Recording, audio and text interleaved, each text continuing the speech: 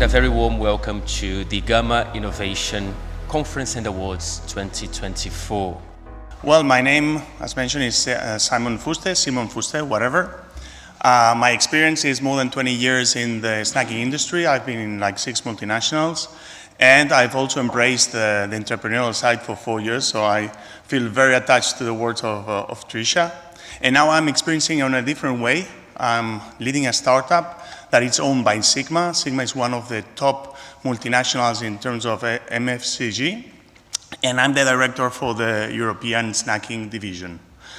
Right now, in order for you to understand why have we done what we have done, that I will explain you, I would like to go through some insights so you can really go fully understand where we actually placing ourselves. First of all, and the question that we're placing is where to focus the snacking innovation. So when we talk about snacking, there's always this big buzz question. Should we place ourselves on health? Should we place ourselves on pleasure, which is the pure indulgent, where the category lies? Or should we focus more on convenience? Reality is, if we look at the main trends, the trends will give us a little bit the pathway or where to move on. We see like these 5 mega trends. I don't know if the size of the screen will allow you to read it, but basically what we see is that one of those 5 big trends is snackification. Our lives go through eating more and more snacks because we are busy, we want to do more things, life is full of opportunities, and we want these convenient sides of life. And if we look at those 10 trends below the mega trends, we see that there's a lot of them regarding nutrition. So the way we relate with carbs, the way we look for animal protein, plant protein as well, rethinking the fat, even the functional side of mood and mind, emergent hormone health, and obviously the real food, which is growing. So if we look at those trends, you will understand why we have done what we've done. But first of all, I wanted also to share some of the studies. This is just briefly the result of a study we conducted in Germany, Spain, France, US, and Mexico. And this is quite basic, it's not rocket science. I mean, what we've seen is that the industry of snacking is built basically on snacks, indulgent snacks, and that there's a trend going towards health. The industry has not really understood probably how to drive consumers from indulgence to health, because the moment you diminish indulgence and increase health, they don't follow you. And this is because we've jumped too far.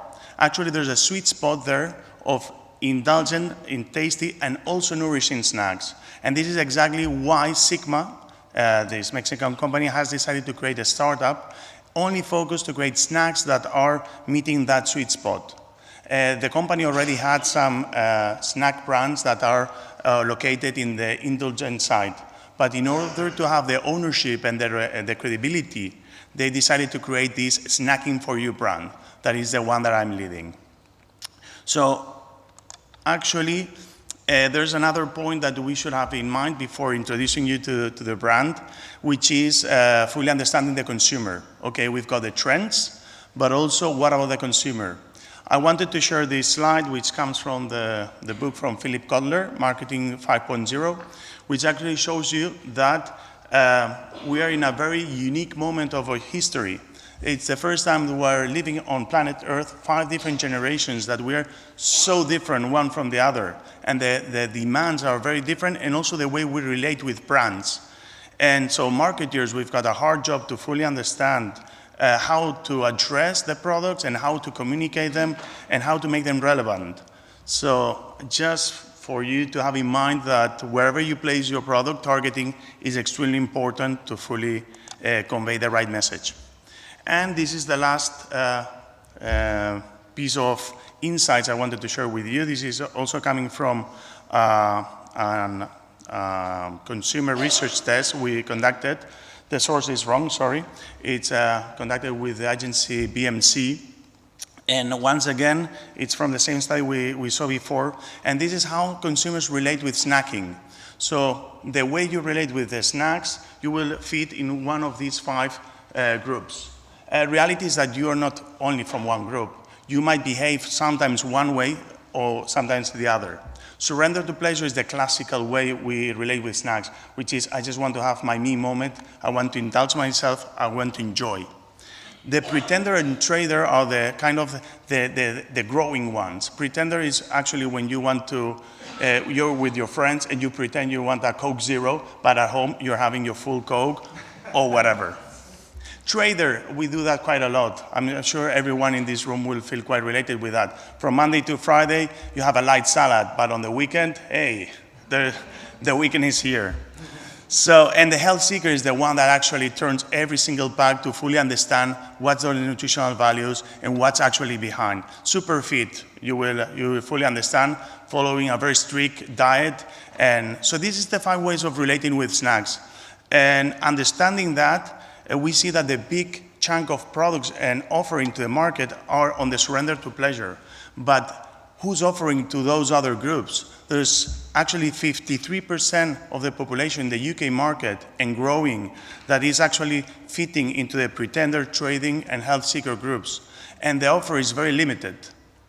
So, well, I'm not jumping into our products yet, but the last thing I wanted to share with you is the how to be successful. So a very quick checklist on if you want to follow up a snackification strategy, how to be successful.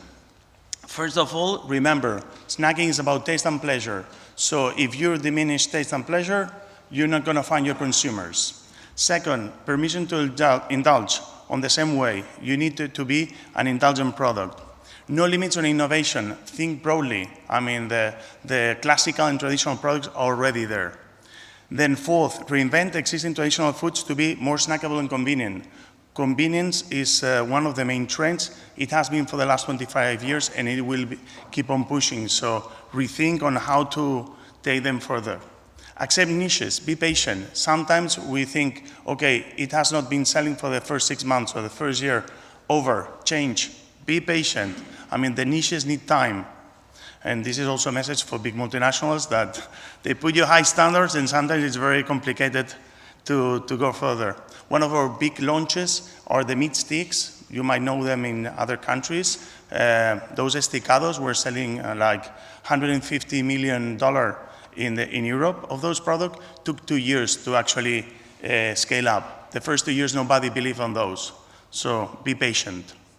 The sixth, target the right consumers. As you saw, it's very important to speak to the right people. Then seventh, connect to the key growth trends that we saw previously. And finally, get your product on the right shelf. That seems quite evident, but it's not that easy. And you will see now on our proposal that this is one of our main challenges, placing our product on the right shelf. Basically because you will see we are a multi-category brand. So how do we do it at Snacking for You? Snacking for You is basically a better for you brand that, as you saw previously, is trying to convey better for you products on that sweet spot. So we want to be indulgent, tasty, but also nourishing. We don't talk about health because it would be going a bit too further, but we want to be a nourishing alternatives. To do that, what we have based as pillars are 4 basic pillars. The first of all is what you see is what you get. So a short list of ingredients. Our products are made of 1 up to 6 or 7 ingredients, no more. We run away from additives, we run away from ultra-processed foods. So if it's meat cheap, it's meat and salt, nothing else. No nitrates, no dextrose, or weird words you can't understand on the backside of the pack. Secondly, everything is baked, not fried, in order to provide less saturated fats, a better nutritional profile. Thirdly, we want to be an inclusive brand. So what we do actually is to have all products gluten-free. There are no added sugar, no sweeteners, and we've got vegan, vegetarian, and halal options as well. So trying to have a broad spectrum of alternatives. And finally, all of our snacks, of the snacks are protein snacks, except the fruit, which naturally it does not have protein on it. This is the range that we have developed. Our portfolio is composed about the five main categories. You can see dairy, you can see meat, you can see nuts, you can see vegetables and fruit. So basically, and quickly running through them, on the cheese side, what we do is with one single ingredient, we bake it. It's funny because everything is baked, not fried, but on the five ranges, it's a different, completely story, different technology. With the baking of the cheese, what we get is a high protein, high in calcium, one single ingredient product, very tasty, which actually got the prize last February of the Good Food Innovation Awards. The meat range is our best seller, actually. We currently have serrano ham and pork loin. We got a few prizes at Anuga, at the Alimentaria this year, and actually it's 65 to 67% of protein, low in fat, low in carb, low in calories, and as mentioned, it's only 2 ingredients, very basic. The meats is how to bring into nuts something new, because it's already quite healthy, but if you eat a bunch of peanuts, it's already quite caloric. So what we did is we mix it with meat, so it's 50% meat, 50% almond and rice. Therefore, it's crunchy, it's lighter, and you have the protein and the fiber on it. Also, 2 years ago at CIAL, we got the Innovation Award on that range. And for the Simple Pops that we launched this year, we tried to have in the main category, which is the extruded products and alternatives that could be healthier. So instead of maize and oils and all that stuff, what we're doing is producing this product with only 6 ingredients. 4 of them are 80% of the formula, and they're basically chickpea, pea, rice, and then it counts broccoli, carrot, or tomato. It sounds it's basically vegetables what you're eating. The other 2 ingredients are sunflower oil and the seasoning. For the fruit range, what we do is jellify the fruit. It's puree and fruit juice, 98%, and we jellify it with the pectin, the fiber of the apple. So it's like eating gummies, but you're actually eating fruit. No added sweeteners, no added sugar, so very, very basic, very natural. This is our proposal into the market. We are actually selling in Spain, in France, in Portugal, entering Benelux, and we are actually entering UK. So we're looking still for distribution and partners. We are in discussion still, and also we are in Germany. So this is growing, this is a trend, and as mentioned, our basic key elements are be an inclusive brand, be purpose and insight-driven brand, and always try to be the smart choice for consumers. So I wait you in the booth if you want to try them, be more than welcome. Thanks a lot.